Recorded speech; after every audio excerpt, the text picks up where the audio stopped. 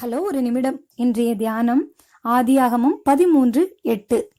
ஆபிராம் லோத்தை நோக்கி, எனக்கும் உனக்கும் என் மேய்ப்பருக்கும் உன் மேய்ப்பருக்கும் வாக்குவாதம் வேண்டாம், நாம் சகோதரர். சில ஆண்டுகளுக்கு முன்பு 2 சகோதரர்களுக்குள்ளே ஒரு குறிப்பிட்ட வீட்டை குறித்து வழக்கு வந்துவிட்டது. அந்த பிரச்சனை கோர்ட்டுக்கு சென்று வழக்கு நடந்து கொண்டிருந்தது. அந்த சமயத்தில் மூத்த சகோதரனுடைய உள்ளத்தில் ஆண்டவர் இவ்விதமாக பேசினார். மகனே, உன் வீட்டை குறித்து நீ ஏன் வழக்கு தொடருகிறாய்? இதை நீ விட்டு கொடுத்து விட்டு உன் வழக்கை வாபஸ் பெற்றுக்கொள் என்று பேசினார்.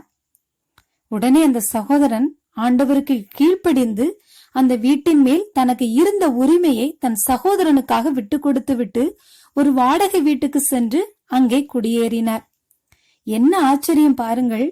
விட்டு கொடுத்து விட்டு சென்ற அந்த சகோதரன் தன் முந்தின வீட்டை விட பல மடங்கு பெரிய வீட்டை கட்டும்படியாக ஆண்டவர் அவரை உயர்த்தினார். ஆம் பிரியமானவர்களே, விட்டு கொடுத்தல் நம்மை உயர்த்த உதவுகிறது.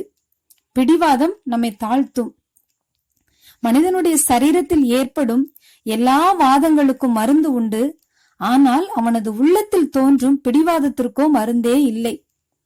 விட்டு கொடுத்தவர்கள் கெட்டுப்போவதில்லை, கெட்டுப்போகிறவர்கள் விட்டு கொடுப்பதில்லை. நீ விட்டு கொடுப்பாயானால் அது தோல்வி அல்ல, அதுதான் பெரிய வெற்றி. விட்டு கொடுப்பது கோழைத்தனமும் அல்ல, அதுதான் உண்மையான ஆன்மீக வீரம். கிறிஸ்துவுக்குள்ளாக இருக்கும் நாமும் கூட ஆபிரகாம் தன் சகோதரன் லோத்துவுக்கு விட்டு கொடுத்து வாழ்ந்தது போல நாமும் எல்லாவற்றிலும் விட்டு கொடுத்து வாழ்கிறோமா?